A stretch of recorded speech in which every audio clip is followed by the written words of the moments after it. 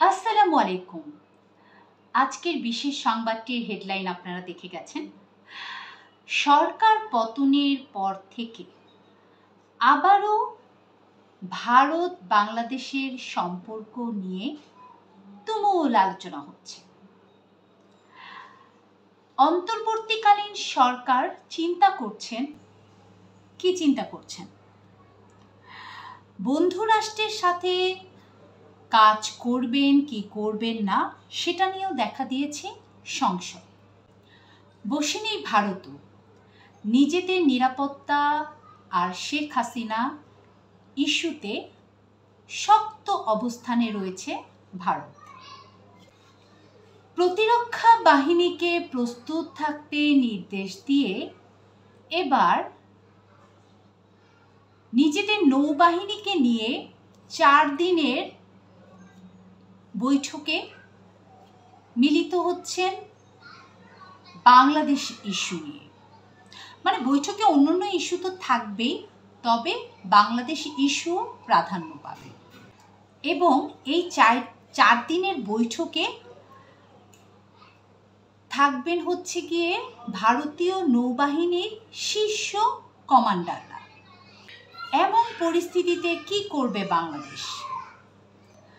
ছাত্র জনতার তীব্র আন্দোলনের মুখে বাংলাদেশের প্রাক্তন প্রধানমন্ত্রী দেশ ছেড়ে পালিয়ে ভারতে আশ্রয় নেন এবং মোদী সরকার এবং পুরো ভারতের যারা আছেন সরকার ব্যবস্থায় সবাই সানন্দ চিত্তে শেখ হাসিনাকে সেখানে আশ্রয় দেন এবং এখন পর্যন্ত দিয়ে আসে।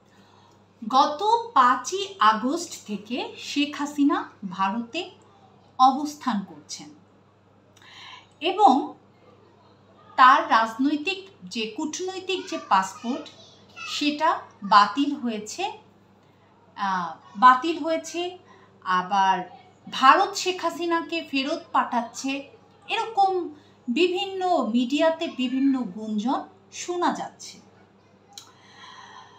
তবে সব আলোচনা সমালোচনাকে মিথ্যা প্রমাণ করে দিয়ে মোদী সরকার আমাদের প্রাক্তন প্রধানমন্ত্রী শেখ হাসিনাকে আশ্রয় দিয়েছেন। 1.5 মাসেরও বেশি সময় ধরে ভারতে অবস্থান করছেন বাংলাদেশের এই প্রাক্তন প্রধানমন্ত্রী শেখ হাসিনা।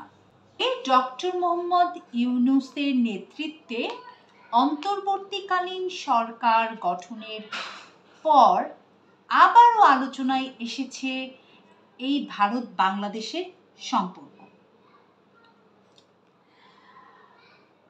নানা কূটনৈতিক চাপের পাশাপাশি ভারতের নিরাপত্তা নিয়েও শঙ্কায় আছেন মোদী সরকার।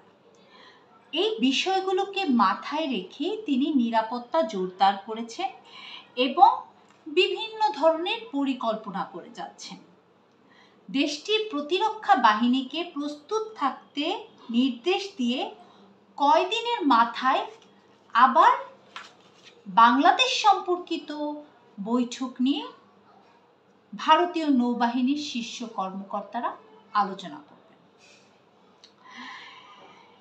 এরপরই প্রশ্ন উঠছে, ভারতের এই যে পদক্ষেপ, এটা কিসের ইঙ্গিত দিচ্ছে?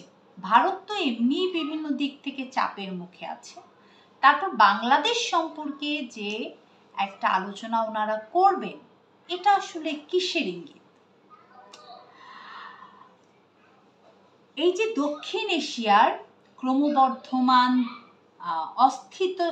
অস্থিতিশীল একটা পরিস্থিতির মধ্যে নিরাপত্তা পরিস্থিতি পর্যালোচনা করতে আজকে থেকে, আজকে হচ্ছে গিয়ে 17 তারিখ, আজকে থেকে 4 দিনের বৈঠক শুরু করছে ভারত। পাশাপাশি চীনের সাথে যে তাদের ক্রমবর্ধমান চীন পাকিস্তান যে একটা চীনের সাথে একটা যে ক্রমবর্ধমান সম্পর্ক, তারপর চীন যে পাকিস্তানকে সামরিক সহায়তা দিবে, হ্যাঁ, ভারতের মানে প্রতিরক্ষা কর্মকর্তাটা এই বিষয়টাকে বলেছেন যে চীন পাকিস্তানকে সামরিক সহায়তা দিবে। এখন এটা দেখা যাক কতদূর কি হয়। আচ্ছা, আর ভারতীয় গণমাধ্যমগুলো থেকে বলা হয়েছে যে 17ই সেপ্টেম্বর থেকে দিল্লির নতুন সদর দপ্তর থেকে 4 দিন ব্যাপী বৈঠক অনুষ্ঠিত হবে। চলতি বছরের এপ্রিলে অ্যাডমিরাল দীনেশ ত্রিপাঠী নৌবাহিনীর প্রধান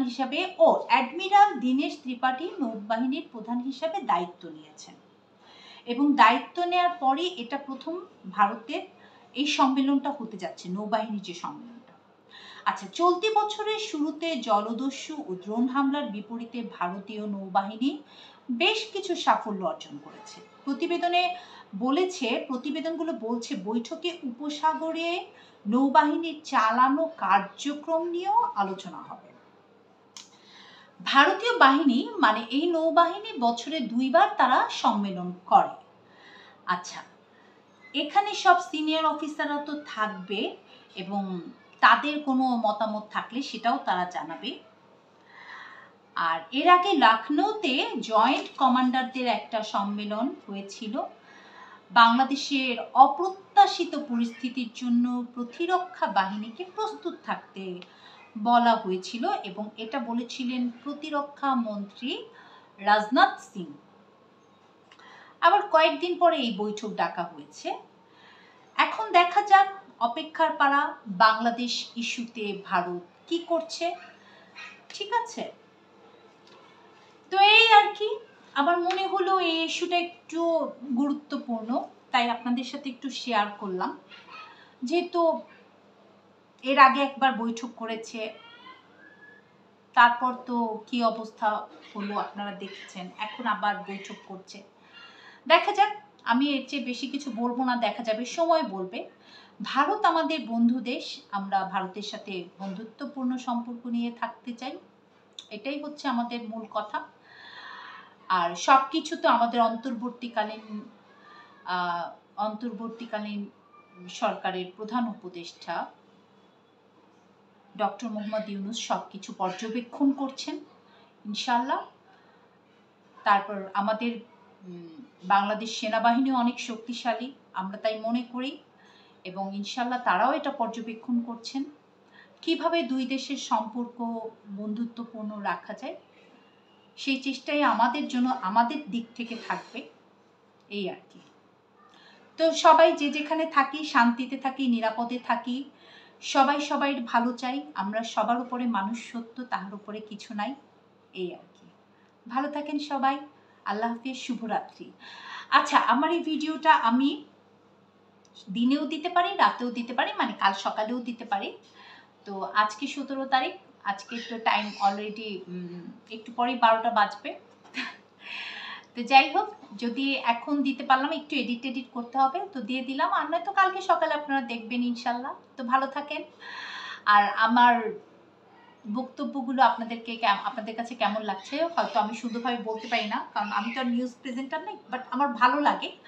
মানুষ এখন রান্নাবান্নার চেয়ে দেশের কোথায় কি হচ্ছে না হচ্ছে এগুলোর খবরাখবরে খুব আগ্রহী আমি দেখেছি। তো সেই কারণেই আমি আর কি, আমারও ভালো লাগে নিউজ পড়তে, যেহেতু আপনারা আমার নিউজগুলো শোনেন, দেখেন, সে কারণে আমিও আপনাদের কাছ থেকে অনুপ্রেরণা পাই।